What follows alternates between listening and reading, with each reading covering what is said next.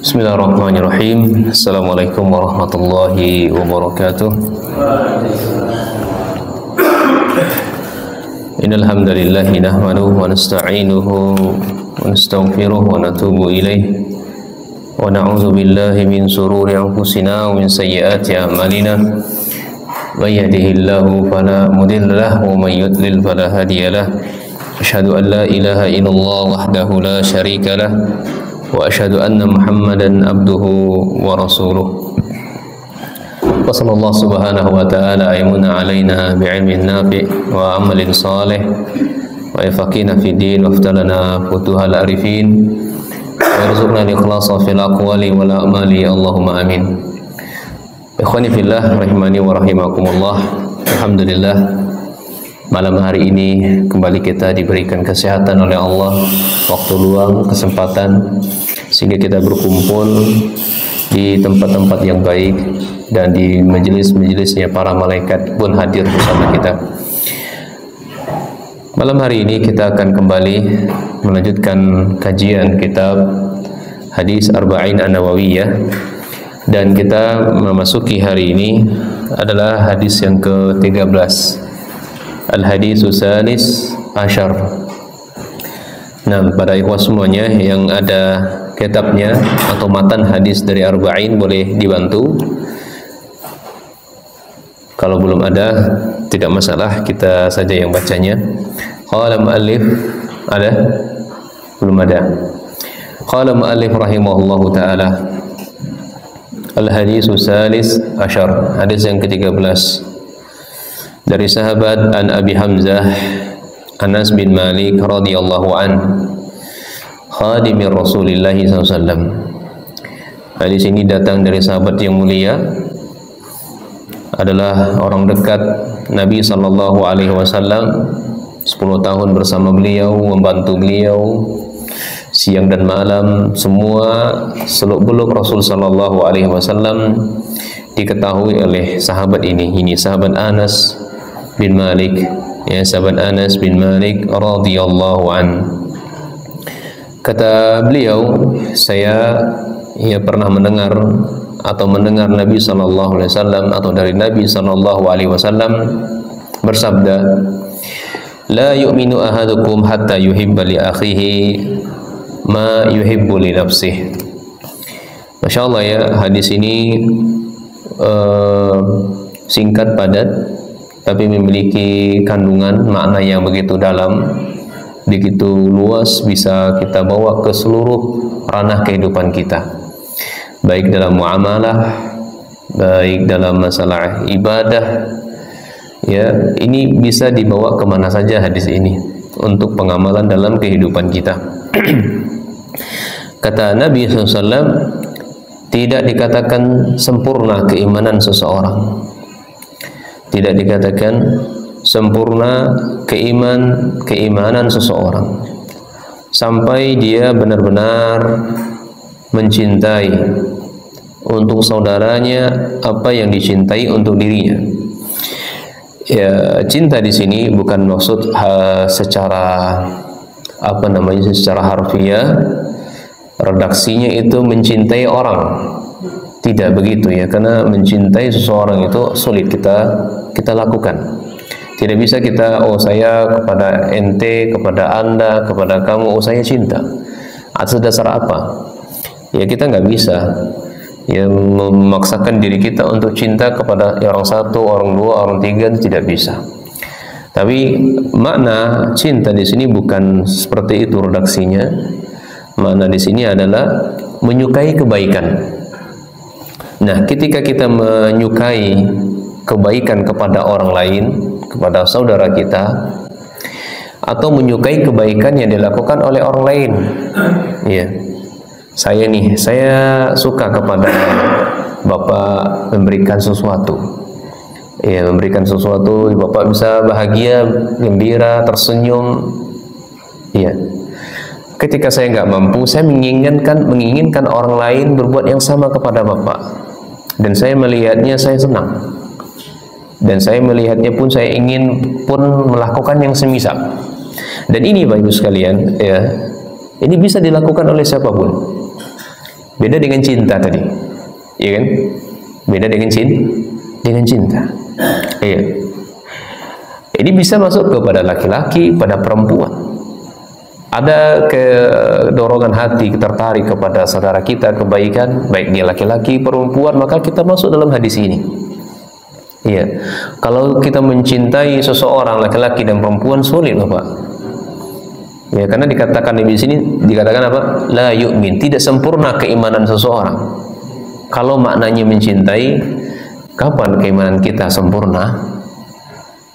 Ya, maknanya mencintai, memaksakan diri untuk mencintai seorang, kapan sempurnanya keimanannya? Tapi makna yang dipahami, yang dijelaskan oleh para ulama, ya seperti Syaikhul Musin, ya rahimahullah di sini, dia menginginkan kebaikan untuk orang lain, atau orang lain memberikan kebaikan kepada yang lain. Nah, bisa dipahami insyaallah ya. Ya, jadi itu tidak sempurna keimanan seseorang sampai dia menyukai kebaikan untuk orang lain, ya, sampai dia menyukai melakukan kebaikan kepada orang lain, atau orang lain berbuat baik kepada dirinya. Ya, ma yuhibbu li nafsi, ya, apa yang dia sukai untuk dirinya. Bahasa kata hadis ini pun juga bisa kita ambil dalam kehidupan kita, atau kita jadikan sandaran dalam kehidupan kita. Bahasa yang terkenal di kita begini, Mas, kalau Anda ingin dihargai orang, hargai orang. Ya, kita kan suka dihargai orang kan, maka hargai orang. Kalau kita ingin dimuliakan oleh orang, dihormati oleh orang, maka hormati orang lain. Iya. Kita ingin diperlakukan baik oleh orang lain, maka jangan sakiti orang lain. Ya, perlakukan juga orang tersebut dengan cara yang baik. Iya. Misalnya begini juga, keluarga kita sakit, ingin dijenguk, ya kan? Saya berharap sih dijenguk. Inginnya begitu ya. Ini pada umumnya orang tuh suka untuk dijenguk, sesuai dengan hadis, ya. Sesuai dengan hadis, hakul muslim alal muslim itu adalah wa iyadatul marid, jenguk orang sakit. Ya, ketika tahu kita hadisnya ini kan, dia berharap kepada Allah semoga ada. Nah, ketika kita ingin dijenguk orang lain, maka jenguk orang lain. Ya, demikian ya contoh-contoh yang lainnya. Dan kalau di pondok-pondok pesantren, kalau kita lihat misal begini, ketika kita cebok, mohon maaf ya, bahasanya agak sedikit vulgar, ya, melakukan pembersihan lah, ya, bersuci begitu, atau buang hajat. Saudara kita belum selesai buang hajatnya sudah diketok-ketok pintu. Ya, karena anak santri itu, woi, cepat dong, ini mau antri nih, cepat dong. Maka yang seperti ini jangan dilakukan. Coba posisinya saat itu diri kita, posisinya diri kita diperlakukan sama orang lain, kita pun juga tidak suka. Iya, kita misalnya ingin, contoh lain ini, ingin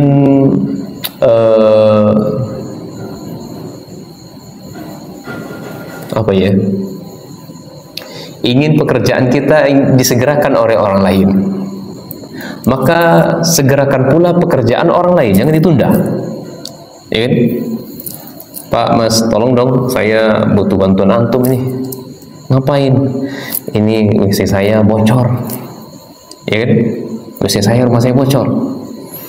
Oh iya ya, nanti saya betulin ke sana. Tunggu sehari, sejam, 2 jam, 3 jam, udah sehari, nggak nongol-nongol. Sampailah seminggu juga nggak nongol-nongol. Jangan disalahkan nanti ketika kita di posisi yang sama, ya, di posisi yang sama, giliran rumah kita yang bocor, kita nggak ngerti cara benarinnya, panggil orang lain, seterusnya, diperlakukan sama, ditunda-tunda. Ya, jadi maksudnya adalah, ya, kalau ingin ya pekerjaan kita disegerakan orang lain, maka segerakan pekerjaan orang lain. Nah, sampai di sini bisa dipahami ya. Nah, alhamdulillah. Jadi mari kita baca penjelasan saya di sini. Wa fi hadzal hadis nafil kamali iman al-wajib anil muslim hatta yuhibba li akhi al-muslim ma yuhibbu li nafsihi. Poinnya dalam hadis ini Nabi menggambarkan ya bahwasanya dinafikan keimanan sempurna, keimanan wajib yang sempurna atas seorang muslim atau dari seorang muslim sampai dia menyukai untuk saudara muslim apa yang disukai untuk dirinya.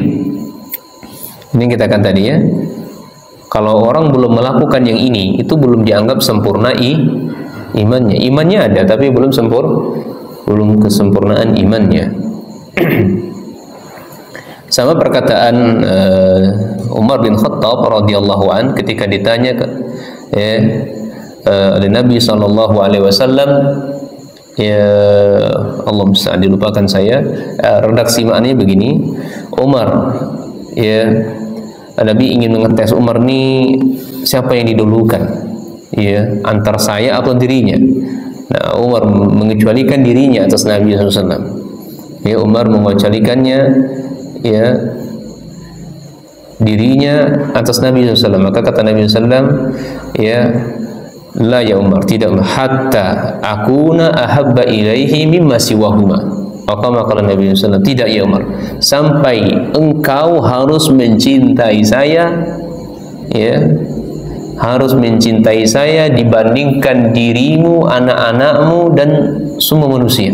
Maka Nabi SAW, al-an ya Rasulullah, anta ahabbu ilayya min nafsi, engkau lebih aku sukai dari segala-galanya, ya dibandingkan dari apapun. Al-an ya Umar, al-an engkau baru beriman, baru sekarang engkau beriman, wahai Umar, sempurna keimananmu. Nah, wa zalika fi umuri dunya wal akhirah.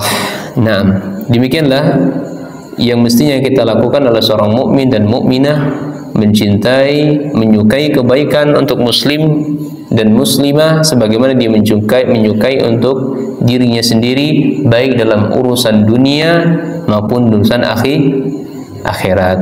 Nah, wa yadkhulu fi zalika,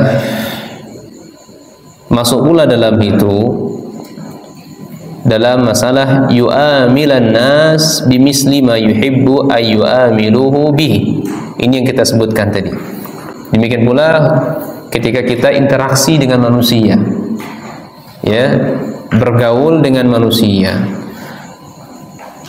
maka sebagaimana yang kita contohkan di awal, bergaul, bermuamalah dengan manusia, kita suka diperlakukan oleh orang, ya diperlakukan baik oleh orang, maka perlakukan pula orang lain dengan cara yang baik.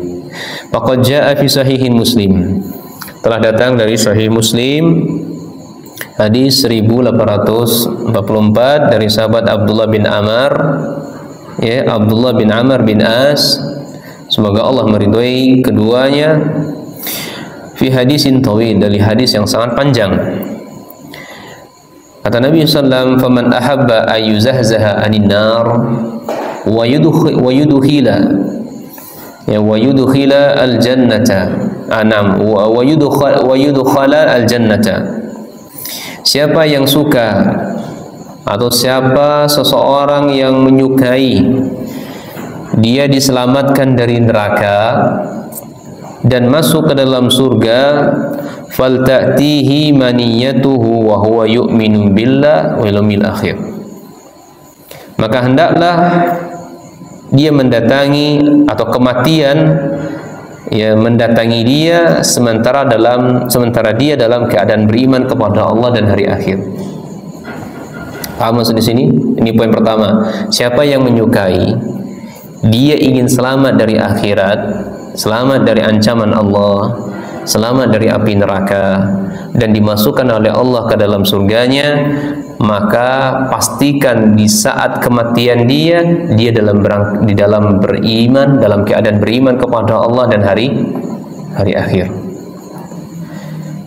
Falyati ilan nas alladhi yuhibbu ayyu'ta ilaih. Ya, demikian pula dia bergaul dengan manusia yang dia menyukai untuk yu'ta ilaihi. Ya, kalau kita terjemahkan bebas, ya sebagaimana yang kita sebutkan di atas, kita ulang-ulang kembali. Ya, bermuamalah, bergaul dengan manusia, ingin diperlakukan baik, maka lakukan pula orang lain dengan cara yang baik. Taib. Wa qala Allah Subhanahu wa ta'ala, Allah pun juga berfirman, wailul lil mutaffifin, neraka wail bagi orang-orang yang curang. Ini ancaman Allah Subhanahu wa ta'ala bagi orang-orang yang curang. Alladzina idza iktalu 'alan nas yastawfun. Ini kalau orang ini apabila dia menimbang manusia,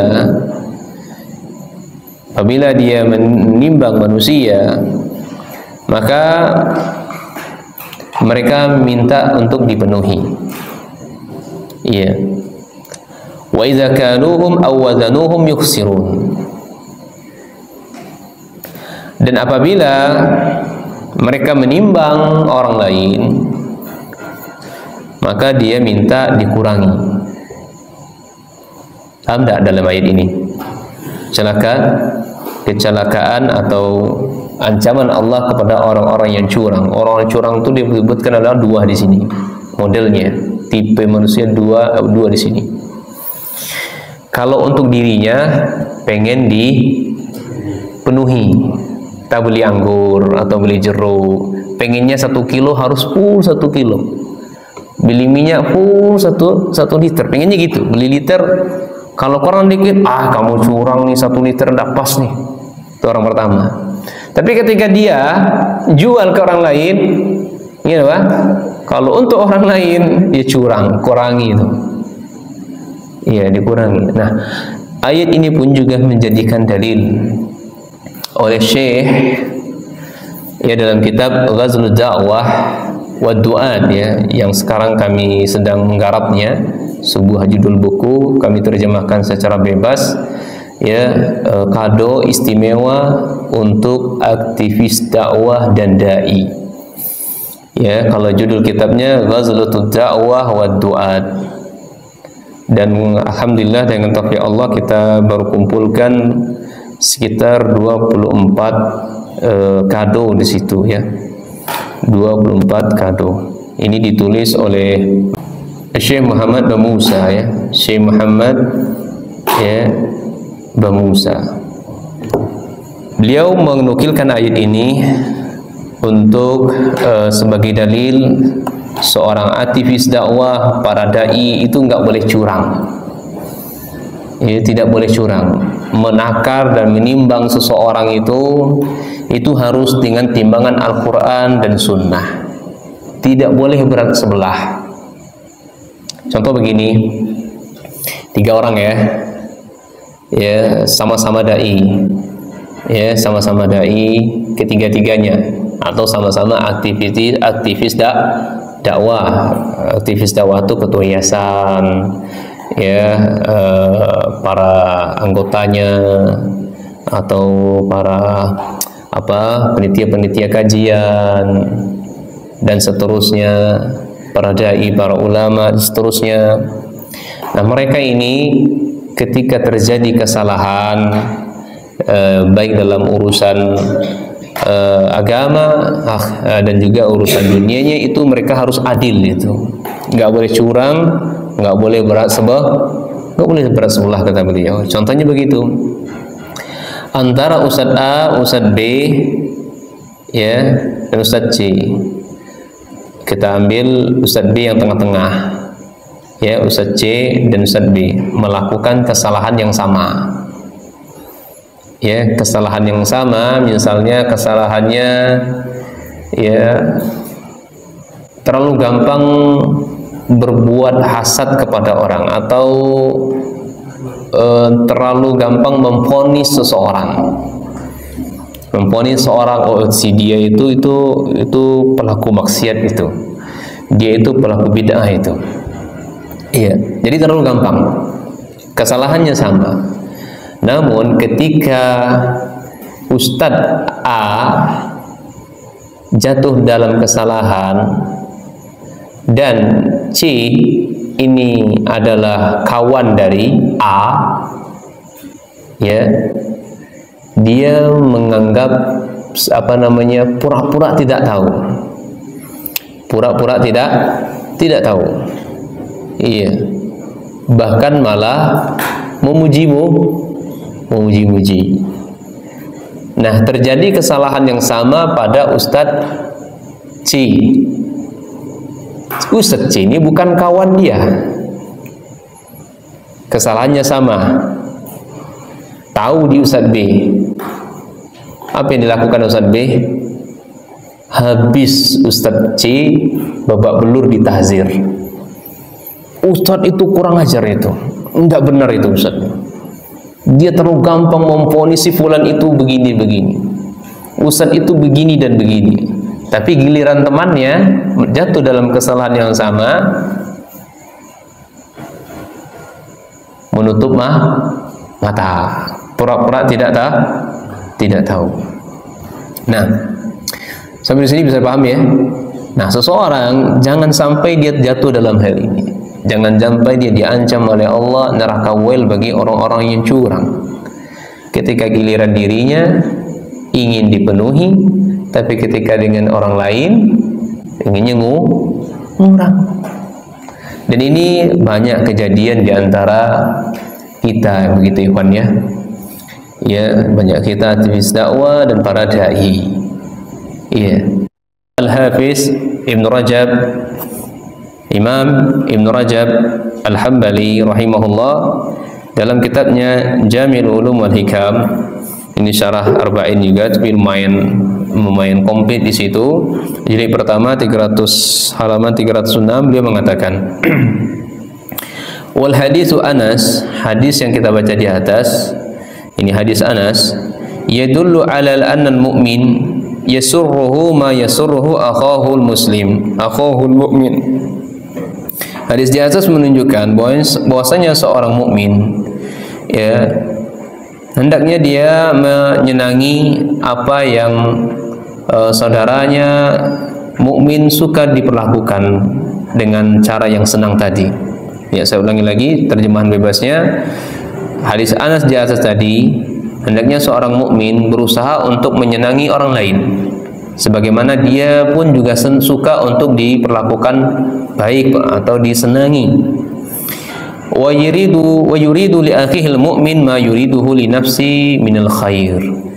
Demikian pula dia menginginkan untuk saudaranya yang mukmin sebagaimana apa ya yang dia inginkan untuk dirinya berupa kebaikan. Ya, ketika diri kita ingin diberikan kebaikan oleh orang lain atau diperlakukan baik orang lain, maka pun dia harus menginginkan untuk mukmin, saudaranya yang mukmin diperlakukan dengan cara yang baik pula. Wa hadza kulluhu innama ya'ti min kamali salamati sadr. Masya Allah. Ini ikhwan, orang yang model seperti ini, dia bisa melakukan itu adalah tanda ya sempurnanya ya atau selamatnya dada dia, hatinya, bahasa kitanya hatinya begitu putih, hatinya begitu bersih.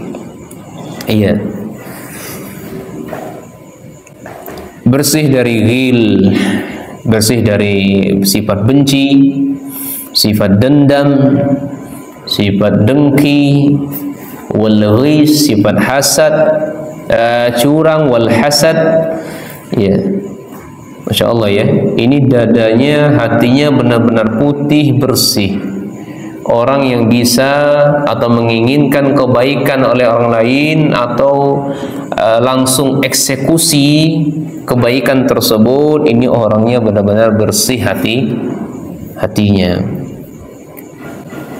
Fa innal hasada yaqtadi ay yakrahu al-hasid ay yafuqahu ahadun fi khair. Berbeda Pak ya kalau orangnya itu hasad. Kalau orangnya hasad, biasanya orang hasad itu dia selalu menyukai, selalu membenci, tidak menyukai kepada orang yang hasad.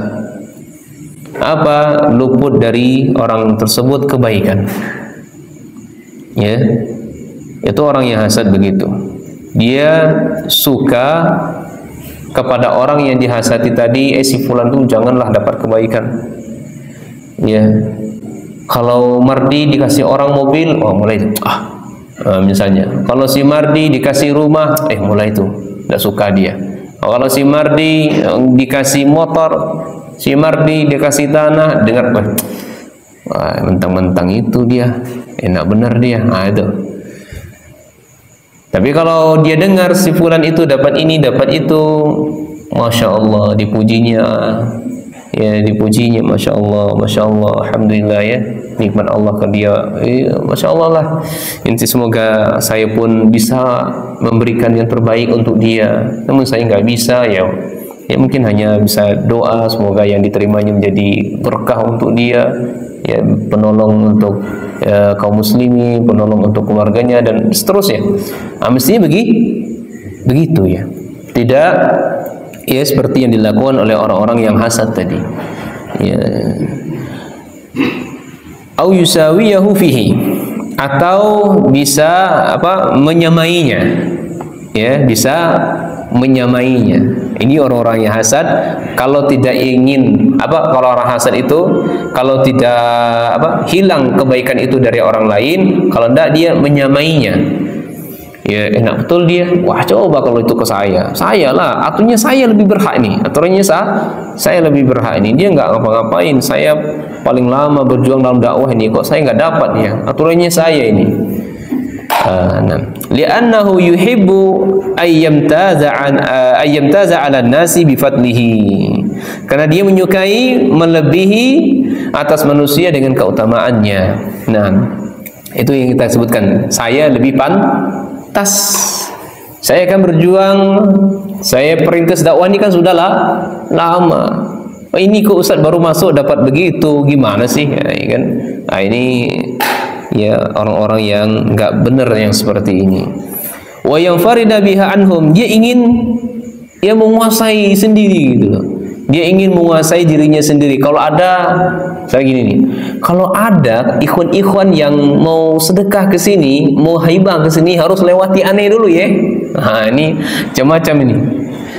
Sebelum kesana harus lewati aneh dulu. Nah. Dan ini kejadian ya kan, banyak ya, banyak kejadian ya, seseorang dai diberikan hibah, diberikan hadiah, ya diberikan hadiah bukan muridnya. Kalau murid yang ngasih nggak boleh, ya. Kalau murid di sekolah yang ngasih, ustadznya tidak boleh, jatuhnya riswah, sogoan, tidak boleh. Tapi kalau orang lain atau jemaah di luar ingin berkunjung ke rumah ustadznya, ya pengen berziarah ke rumah ustadznya, nah, ini bawa oleh-oleh kan, bingkisan tangan. Ini bolong nih, kalau itu datang ke situ tuh tidak boleh bawa apa-apa, harus ke saya dulu. Subhanallah, ya, harus saya lewati saya dulu, saya yang nentuin dia dapat berhak atau enggak dapat bingkisan itu. Subhanallah, ini kejadian nih, bukan kejadian. Nah orang-orang yang seperti ini bahaya untuk dirinya. Nah, wal imanu yaqtadi khilafa zalik. Ini perbedaan antara orang yang beriman dengan orang yang hasad. Orang yang beriman tidak seperti itu. Orang yang beriman tidak seperti itu. Khilafa zalik, kata Syekh. Orang beriman, kata Syekh, wa huwa ayyushrakahul mu'minu kulluhum fima a'tahu Allah min khair. Ya, itu orang beriman. Orang beriman dia berserikat. Orang mukmin itu dia berserikat semuanya terhadap apa yang Allah berikan kepadanya berupa kebaikan. Min ghairi ay yanqusa alaihi min syai', tanpa ada kekurangan sedikit pun darinya. Ya, tanpa ada sedikit pun yang kurang darinya. Wa qala, dan Ibnu Rajab juga mengatakan fi jumlah fayam bagi lil mu'min, hendaknya bagi seorang mukmin ay yuhibba lil mu'min ma yuhibbu li nafsihi, menyukai untuk mukmin sebagaimana apa yang dia sukai untuk dirinya. Demikian pula wa yakrahu lahu ma yakrahu li nafsihi, dia harus tidak menyukai bagi mukmin yang lain sebagaimana dia enggak suka untuk itu. Fa in ra'a fi akhihi muslim naqsan fi dinihi ijtahada fi islahihi. Masyaallah, itu orang mukmin ketika dia melihat saudaranya muslim satu atau secuil dari agamanya yang kurang, maka dia sungguh-sungguh untuk memperbaikinya. Ya, sungguh-sungguh untuk memperbaikinya. Misalnya gini nih. Saya ambil contoh biar sederhananya gampang. Di arasan ini kekurangan guru. Ya, ana melihat kekurangan guru misalnya. Ini harus dibantu. Sanap, sadar. Ana siap bantu di situ, Ustaz. Bagaimana? Nah, begitu. Mestinya sungguh-sungguh dia untuk memperbaiki. Nah, tapi kalau situ sudah, masya Allah, sudah banyak, ya ustadznya, para pengajarnya, ya, maka tidak ada kewajiban untuk dia, ya, membantunya. Hukumnya sudah tidak fardu ain lagi, hukumnya fardu kifayah. Tapi ada kekurangan di situ dari tenaga pengajar, guru, semacamnya. Dia mendengar, dia tahu kabar informasi tersebut, dia menawarkan diri, saya bantu di situ. Ya, oh gajinya gimana? Enggak usah mikir gaji, gajinya Allah yang nanggung. Bismillah. Nah, begitu mestinya orang mukmin begitu. Nah, baik, sebentar lagi faedahnya. Mimma yustafadu minal hadis. Ya, dalam hadis ini kita dapatkan faedah yang pertama. Kita langsung terjemahkan saja. Seorang muslim dia harus menyukai untuk saudaranya yang muslim sebagaimana apa yang disukai untuk dirinya. Kalau buat mencatat gitu aja. Kalau kita ingin diperlakukan baik orang lain, lakukan ya orang lain dengan perlakuan yang baik. Demikian pula kita tidak menyukai ya orang lain jatuh dalam kebinasaan, kehinaan, kesalahan, sebagaimanapun diri kita juga tidak ingin jatuh dalam lubang tersebut. Kemudian yang kedua, kita harus motivasi, harus semangat melakukan perkara ini, karena perkara ini adalah membuat sempurnanya iman kita sampai benar-benar kita melakukannya. Nah, jadi kalau mau sempurna iman kita, lakukan yang kita misalkan tadi, ya, lakukan yang semisal yang kita contohkan di atas. Kemudian yang ketiga, seorang mukmin itu dalam kadar keimanannya itu nggak sama, bertingkat-tingkat keimanannya. Iya.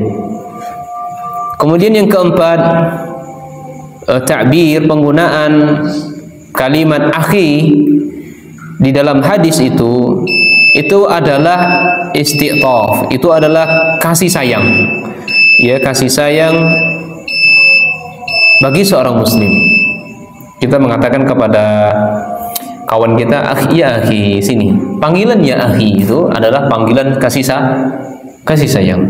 Ya akhi, ya akhil karim, ya, dan seterusnya. Li'anna yasulu minhu lil akhihi zalik, karena dia ya, atau li'anna, karena yahsul, agar diterapkan untuk saudaranya, perbuatan seperti itu. Nah, wallahu taala a'lam bishawab. Nanti kita akan lanjutkan hadis yang ke-14 ya, setelah salat dengan izin Allah Subhanahu wa taala. Subhanakallah bihamdika asyhadu an la ilaha illa anta astaghfiruka wa atubu ilaik.